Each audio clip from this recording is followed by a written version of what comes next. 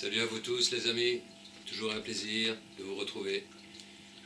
Eh ben, donc nous allons entamer dans cette leçon la seconde partie en finale. Donc là nous arrivons vers le milieu du ciel, qui est symbolique, la maison 10. Cette maison du ciel est très symbolique. D'ailleurs on va purifier cette leçon. Voilà, vu qu'on arrive en maison 10. Ah, moi j'adore, hein. Je purifie tous les soirs. Il faut faire ça vraiment, il faut avoir les ustensiles, mais c'est très chouette. Et des purs encens en fait, hein. Toutes des résines hein, que je mets dedans, avec des plantes. Ah oui, pour vous. Voilà. Ça sent super bon. Le noisetier. J'ai mis le noisetier dedans. Voilà, ça c'est mes petites réserves personnelles. Le noisetier.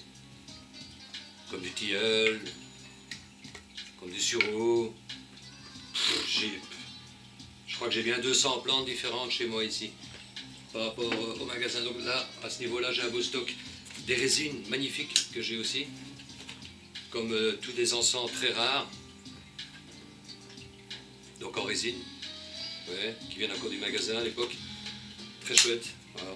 Et j'en ai encore beaucoup en réserve. Ceci, je ne vais pas aller faire le marché ici maintenant, dans cette leçon. Hein. Je vous parle de tout ça parce qu'on arrive justement dans cette maison 10. La maison 10, bon, d'ailleurs je vais vous chercher le petit tableau. J'ai un petit tableau que j'avais préparé qui est là derrière, je vais le chercher.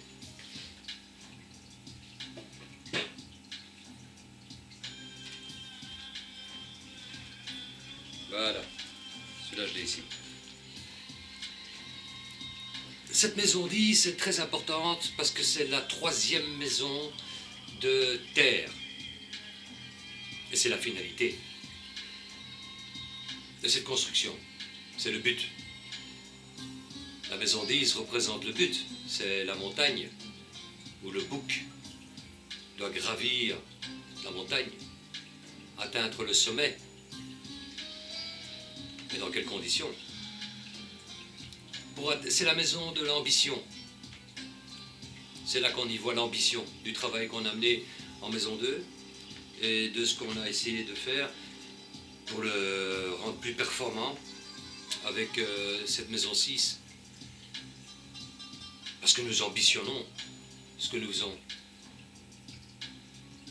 On dit que dans la vie, il faut avoir de l'ambition. Il ne faut pas avoir de l'ambition démesurée non plus.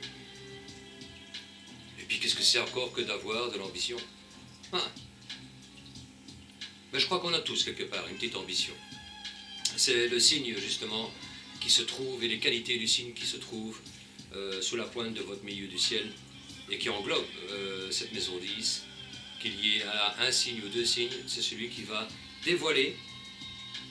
Si vous prenez ce symbole de ce signe-là en maison 10, que vous prenez le symbole de la maison 2, que vous prenez le symbole de la maison 6, vous prenez d'abord le symbole de la maison 2, vous l'étudiez. Même si vous ne savez pas encore y mettre des phrases et ni rien, parce que vous avez peut-être encore une connaissance réellement des signes, mais que je crois que les signes, on peut avoir une connaissance de ça si on y voit un peu de ce qui se passe sur Internet ou quoi que ce soit, quoique je vous donnerai mes définitions. Mais je veux dire, vous pouvez déjà vous faire un compte-rendu de ce que représente un cancer, un lion, ou ci ou là, à force qu'on en parle dans les vidéos aussi depuis le début des leçons. Donc petit à petit, malgré tout,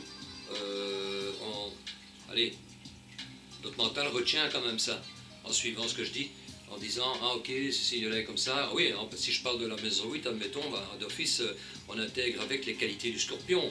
Comme la maison 10, on intègre ici les qualités du capricorne.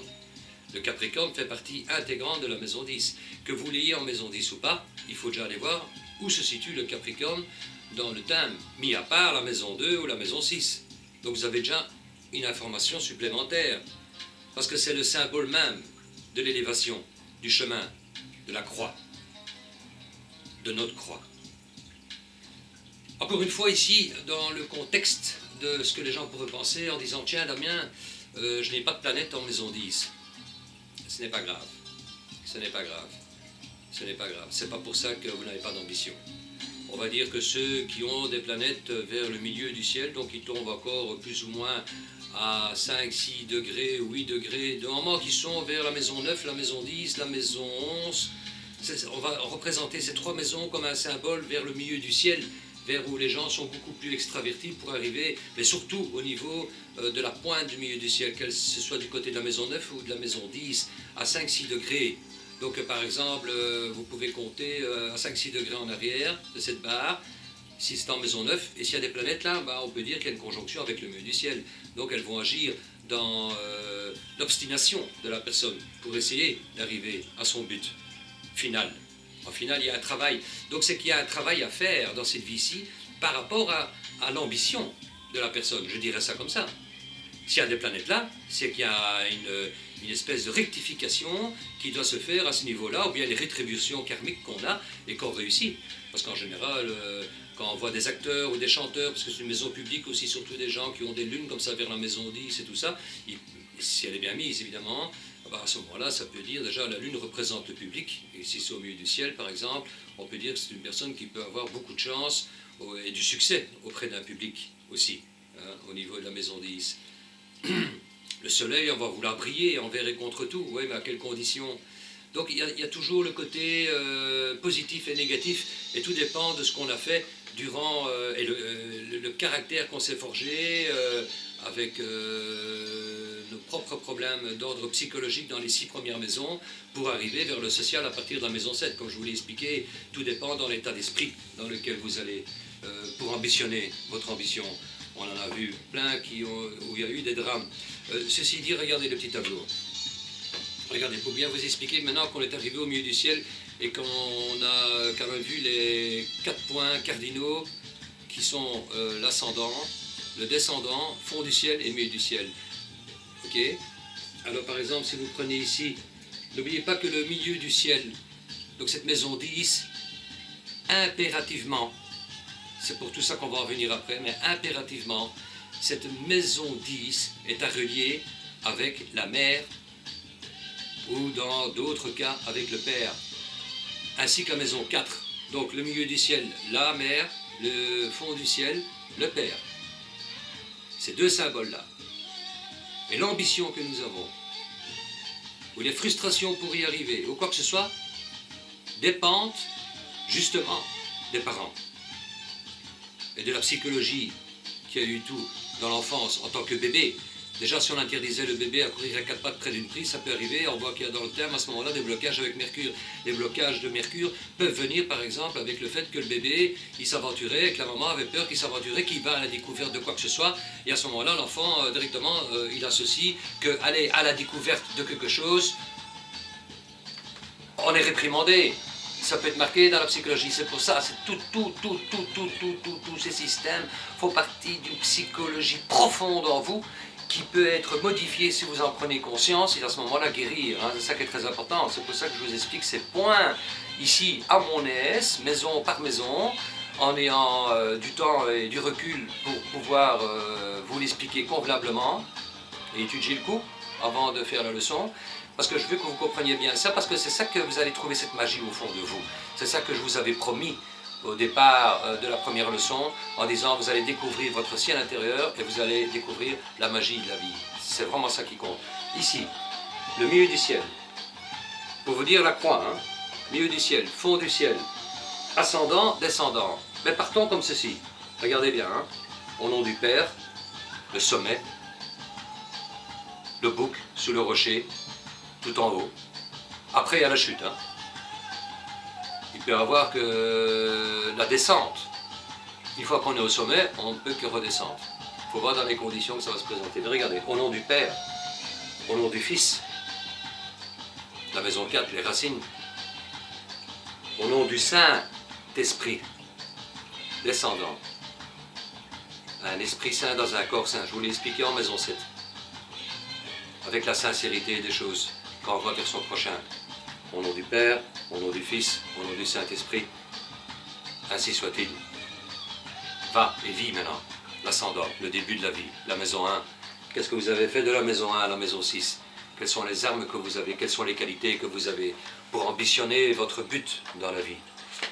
Ah, on a a beau avoir des planètes en maison 10, vous savez, c'est pas pour autant, moi j'en ai déjà vu, c'est pas pour autant que je reçois des ministres ou des rois quand je vois des gens qui ont des planètes en maison 10, hein, loin de là, et dans le groupe, il y en a beaucoup qui en ont, hein, donc il faut... Mais disons que les gens qui ont des planètes vers le côté de la maison 9, la fin, qui touche le milieu du ciel, et un peu dans la maison 11, et puis maison 10, mais plutôt maison 10, c'est que il y a un travail à faire.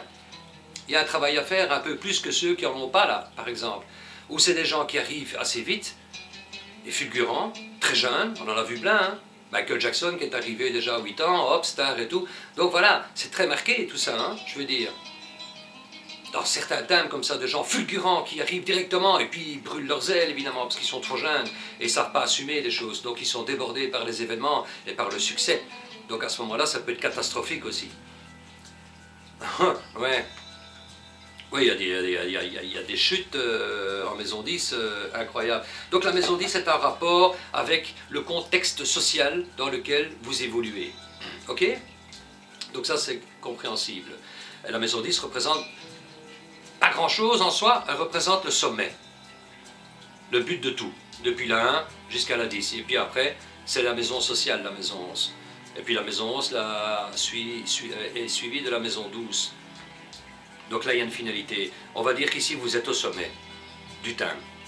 Et donc, c'est important de prendre en considération cette partie du thème pour comprendre notre propre évolution dans tout ce schéma. Et quand il y a des passages en transit assez importants au niveau du milieu du ciel, je remarque ça fort quand je fais des consultations, je regarde souvent ça. Ça veut dire que la personne, si maintenant il y a une planète très importante qui passe, quand je parle de planète très importante, je ne parle pas de la Lune ou du Soleil ou Mars ou Mercure ou Vénus, je parle plutôt de planètes beaucoup plus lentes à ce moment-là. Après, quand j'aurai fini la 12e maison, dans une prochaine leçon, à ce moment-là, je vous expliquerai un peu le rôle des planètes en transit et la longueur qu'elles mènent. On va aborder ce sujet-là, comme ça on vous met directement dans l'ambiance. Mais je veux dire, quand je vois des planètes comme Jupiter, admettons, parce que lui, il reste quand même 1 an, plus ou moins, sur un point fixe. Donc il y a un changement profond qui se fait à la personne s'il arrive au milieu du ciel. Elle peut avoir un succès énorme dans ses activités, une chose qu'elle n'espérait plus peut-être depuis des années, parce que Jupiter ne passerait là qu'une fois tous les 12 ans de toute manière. Neptune, s'il y passe là, il y passe qu'une fois dans une vie. Donc il faut repérer ce genre de trucs, ça je vous y aiderai, on arrivera à tout ça. Et là, il y a un changement complet dans l'ambition de la personne. Si maintenant elle a un transit très important à l'âge de, je sais pas moi, 50 ans, mettons, ou même 35 ans, et que depuis qu'elle a quitté l'école, elle était toujours en train d'ambitionner le même truc, je veux dire, ah ben non, s'il y a une planète qui arrive, par exemple, très lourde au milieu du ciel et qui change les données de son programme, qu'elle croyait, en finale, change. C'est ça l'évolution d'un être humain. On a des choses qui viennent dans la vie auxquelles on ne s'y attend pas et qui s'ouvrent à nous. Alors il faut tendre la main, il faut ouvrir les yeux, il faut faire marcher ses 5 sens, même son 6e sens en final, pour capter ce qui nous viendrait et qu'on pourrait l'employer parce qu'on nous aide en final à changer. On nous aide à changer. Donc il faut comprendre bien ça. Donc il y a des événements sous les à-côté comme ça de nous qui font qu'on doit être attentif parce que cela va nous permettre de capter, et dans le fond c'est vrai je suis dans une période de transition. La transition fait peur. La transition fait peur parce que la peur amène toujours un changement de toute manière. La peur est toujours synonyme de changement. C'est pour ça on panique. On panique. Panne. Pour juste dire un petit mot au point de vue de la mythologie par rapport à la fonction du signe du Capricorne, justement, qui est représenté par cette maison 10, Saturne. Saturne, il faut aller voir Saturne, hein, où il est dans le thème. Hein. Saturne est le maître-main de la maison 10 et du signe du Capricorne. Hein. Donc je vous dis, si vous vous occupez d'une maison, vous avez énormément de boulot sur le côté pour aller essayer de comprendre la fonction même de la maison. Oui, c'est important. Au point de vue, là, voilà, c'est ça que je voulais dire. C'est pas parce qu'on n'a pas de planète ou on a des planètes, peu importe ce qu'on ambitionne, la maison 10 c'est le sommet. Le sommet donne toujours le vertige. Donc on a toujours quelque part le vertige quand on est au sommet de quelque chose. Même si on est prêt, même si on est sûr de soi, il faut arriver au sommet où on peut être pris à un moment donné de vertige. Donc quelque part de panique, le fait de redescendre déjà. Il ne faut pas oublier que dans la mythologie, avant de passer à un personnage très intéressant, on va directement aller au personnage intéressant. Pan, Pan, Pan, Pan, Pan, Pan, l'affreux Pan, avec la moitié du corps en forme de bouc, différent tout à fait du Sagittaire en final, la moitié cheval, tandis que Pan, lui, c'est la moitié bouc, plein de poils. Il sent mauvais, il a des oreilles pointues, et dans le tarot en général, Pan est souvent représenté comme la carte du diable, Pan. Pan était très laid déjà quand il est né, donc il était déjà pas aimé de sa mère, il était sujet à des moqueries, donc il était même la rusée au niveau de tous les dieux de l'Olympe. On l'entraînait jusque-là pour qu'on se moque de lui. Vous imaginez la douleur de Pan quand il était petit? Ça ne m'étonne pas qu'il s'est révolté celui-là. Oh. Donc on va dire que Pan est sujet, c'est un garçon frustré. Le Capricorne a toujours une frustration au fond de lui, quand il doit assumer quelque chose, parce qu'il veut le faire convenablement et bien. Donc il y a toujours une certaine forme de frustration quand on se dirige vers nos ambitions et qu'on veut gravir et qu'on atteint le but. On veut garder le rôle, on veut essayer de... C'est très compliqué parce qu'il y a toujours il peut y avoir toujours une identification à ce fameux Pan qui est en nous, surtout si on est, s'il y a beaucoup de Capricornes au niveau du milieu du ciel. Et alors on est pris de panique quelque part. Parce que, voilà, on veut gravir, mais en même temps, peut-être que le succès peut amener à paniquer. Parce qu'il y a un manque d'assurance, quelque part. Et tout ça vient de quoi? Vient de cet axe parental, chez Pan, en tout cas. La panique qu'il a, le fait qu'on s'est toujours moqué de lui, qu'il a été un enfant rejeté, qu'il n'a pas été aimé, alors que lui, il adore l'amour. Donc il a une frustration en lui. Et cette frustration...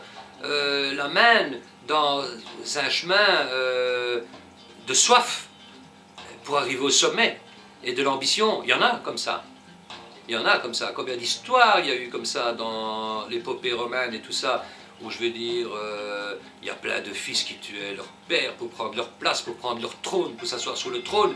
Et Saturne a compris ça le premier, Cronos. Cronos, il a avalé ses propres enfants pour ne pas être détrôné lui-même. Vous voyez toute la symbolique très importante de cette maison 10. Elle est incroyable. C'est au niveau de monter, mais tout dépend dans quelles conditions il faut monter. Tout dépend de la maison 7 et de la maison 8, comme je vous l'ai expliqué dans les leçons précédentes de la morale en maison 9. De ce qui en découle dans le mot association, lorsque vous passez en maison 7, avec un partenaire, avec une sœur, un frère, avec un ami, avec votre femme, en couple, quoi que ce soit, la maison 7 englobe tout. La déception, après, vient en maison 8, etc. Et puis tout dépend ce qu'on en a tiré en maison 9. Et tout dépend aussi, il y a des gens qui peuvent devenir extrêmement individuels pour arriver à leur ambition et au milieu du ciel. Donc c'est pour ça qu'il est intéressant de regarder aussi chez des gens le genre de planète qu'ils ont au milieu du ciel. Parce qu'il faut toujours ambitionner les choses, je dirais, avec amour pour les autres.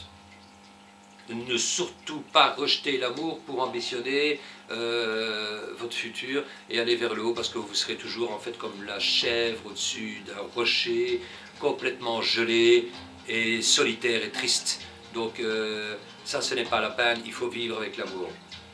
Même si vous avez de l'amour avec vous, même si vous êtes ci ou là, si vous ambitionnez ça et que vous laissez les partenaires de côté pour arriver et que vous faites semblant que c'est pour l'image, ça reviendra toujours au même. Il y a toujours cette qualité de foi et de morale en vous. Ou bien on gravite ensemble dans l'amour et dans la compréhension. Et pas, donc les questions d'ego en maison 5 sont très importantes hein, pour ambitionner la maison 10. Tout se lie en final. Hein. Donc il faut voir tout ça aussi. Hein. Donc tous ces personnages, mon Dieu, et encore un autre personnage aussi. Moi, qui m'amuse, c'est Atlas. Atlas qui porte le globe du monde sur ses épaules. Atlas qui est la première vertèbre cervicale, en plus, en relié avec ça aussi. Très important, ça. D'où le crâne à son axe, sur cette première Atlas cervicale. C'est là-dessus qu'elle pivote. Ce qui est marrant. Alors il y a Persée qui s'amène, parce que Persée, lui, il avait une tâche. Ça veut dire qu'il devait s'emparer des pommes d'or qui se trouvaient dans le jardin que justement Atlas gardait. Moi, il faut rire ces histoires, parce qu'ils s'entourloupent tous l'un à l'autre là-dedans, c'est incroyable. Alors Persée il dit merde, comment je vais faire? Ouais, parce qu'Atlas c'est quand même Atlas, hein. Mais bon, il venait de couper la tête à la méduse, le coco.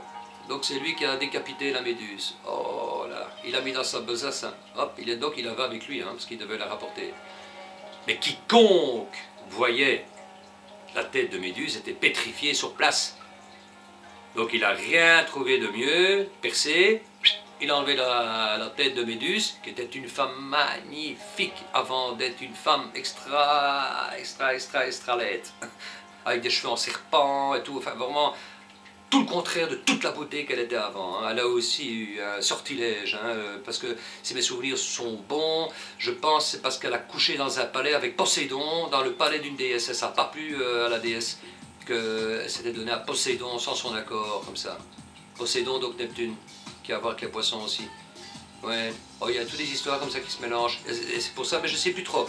Je faut aller. Oh, il y a tellement d'histoires que je finis par les oublier, mais c'est tellement beau la mythologie, c'est tellement beau, tellement beau.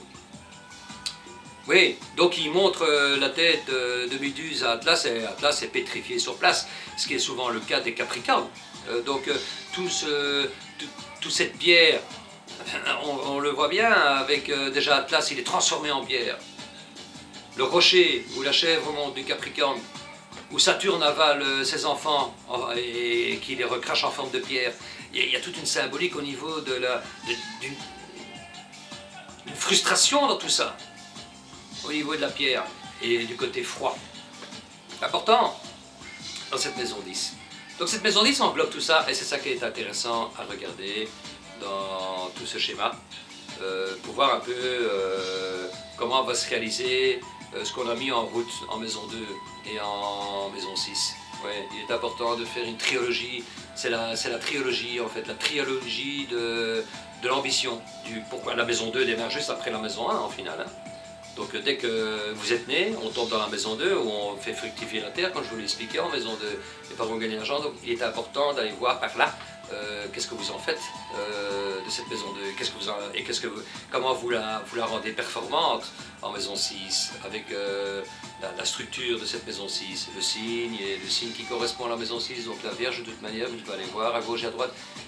Et alors vous ambitionnez la chose et puis vous allez voir, mais tout le contexte de la 7, de la 8 et de la 9 pour arriver à l'ambition est très différent, et il faut bien prendre ça en considération pour, je dirais, détecter la morale de la personne et du fait de comment elle y arrive et qu'elle ambitionne les choses. Donc ça c'est important à retenir et même à regarder dans votre thème s'il y a quelque chose que maintenant vous désirez depuis l'âge de 20 ans et que vous avez, je ne sais pas, la quarantaine ou la cinquantaine, peu importe, et que vous n'êtes pas encore arrivé là où vous auriez désiré arriver depuis déjà et que c'était au fond de vous en fait depuis l'âge de 17 ans ou 18 ans, bah alors à ce moment-là, maintenant vous avez quand même une petite carte du ciel devant vous, vous commencez un peu à comprendre les choses, comment elles tournent, et peut-être qu'à un moment donné, en approfondissant avec les leçons supérieures, vous allez peut-être commencer à découvrir un peu vos blocages et comment tourner autour de ça et les démêler en final, tous ces schémas. Moi j'ai toujours considéré tous ces aspects planétaires que nous avons dans le thème et tous ces acteurs et tous ces signes, je les ai toujours considérés en moi comme des schémas. C'est tous des schémas différents avec tous des acteurs de la mythologie et des dieux et des déesses ensemble qui se font la guerre ici et là, parce que quand vous lisez la mythologie, vous n'y voyez que ça au final. Vous y voyez que des conflits entre les uns et les autres, et puis ils se réconcilient, et puis ils font groupe ensemble pour aller faire la guerre à l'autre, pour donner main forte. Donc il y a moyen d'assembler tout ça en soi et d'un moment donné faire la paix. Si maintenant vous voyez que vous êtes toujours agressif envers les autres, mettons, et que vous avez toujours voilà, envie de faire la guerre ou quoi que ce soit, allez voir plutôt votre côté martien à ce moment-là. Et peut-être qu'il a toujours un côté enragé, ce côté Arès, quelque part. Alors il faudrait essayer d'assouvir sa faim et à un moment donné de le calmer. Et il y a toujours une agressivité saine et une agressivité positive comme une agressivité destructrice, je l'ai toujours dit, donc Mars va dans les deux sens, vous voyez, il y a plein de personnages comme ça. Donc quand on commence à s'intéresser, je veux dire, de près à un peu et à se fondre dedans au niveau de la mythologie, on apprend beaucoup sur nous-mêmes en connaissance de cause avec l'astrologie. C'est une combinaison qui est très belle à découvrir. Et c'est par là que j'ai commencé.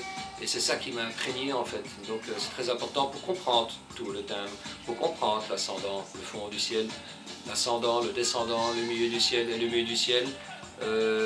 Et ce contexte social dans lequel nous trouvons le succès que nous sommes logiquement à devoir trouver, on va dire. Donc tout dépend des signes qui sont là. Vous pouvez avoir deux signes, vous pouvez avoir un signe, tout dépend. Tout dépend. La même chose que ce soit en maison 2 ou en maison 6. En maison 2, vous pouvez avoir deux signes. Un signe de deux éléments totalement différents de toute manière, si c'est deux signes. Et alors en maison 6 aussi, et alors il faut analyser tout ça. Et c'est un chouette jeu de piste en fait. Et on y arrive facilement à découvrir des choses qu'on dit, bah oui, mais merde alors, tiens, j'avais pas pensé. Ah bah oui, donc ça vous ouvre. Je vous ai dit que j'allais vous faire découvrir votre ciel intérieur, donc automatiquement il va y avoir des déclics en vous. Parce que c'est pour ça que je vous force à lire les leçons, à écouter les leçons et à faire des découvertes vous-même dans tout ce programme, pour que ça puisse vous aider à vous découvrir à l'intérieur de vous-même les blocages et les facilités et les ouvertures de portes pour pouvoir arriver plus facilement, où vous n'aurez plus besoin d'un psychologue ou quoi que ce soit autour de vous si jamais vous devez aller, ou un thérapeute ou peu importe. Vous êtes vous-même votre propre thérapeute à vous. Il suffit de comprendre, il suffit de vouloir comprendre, il suffit d'être patient, parce qu'on n'y arrive pas non plus très vite. Il faut avoir une certaine passion et déjà s'aimer et être honnête avec soi-même pour se reconnaître dans nos faiblesses ou dans nos forces pour pouvoir les développer.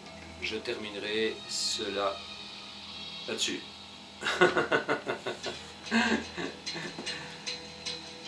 Pour vous faire comprendre le contexte de la maison 10, lorsqu'il y a des planètes tout qui passent par là, que c'est très important, que c'est votre carrière qui change. Voilà, c'est la carrière, hein, la maison 10 c'est la carrière. On va voir ce que Madame Irma va dire. Voilà, on va voir. Hein. Quelle est ta question? Bon. Moi j'en ai une. Mélinda. J'en ai une.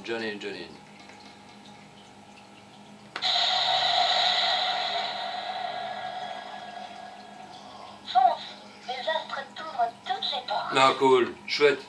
Allez, merci. Ah ouais, je pensais juste à un truc maintenant en plus. Allez bien. Je pensais que tu allais dire un truc négatif, Mélinda. Ah.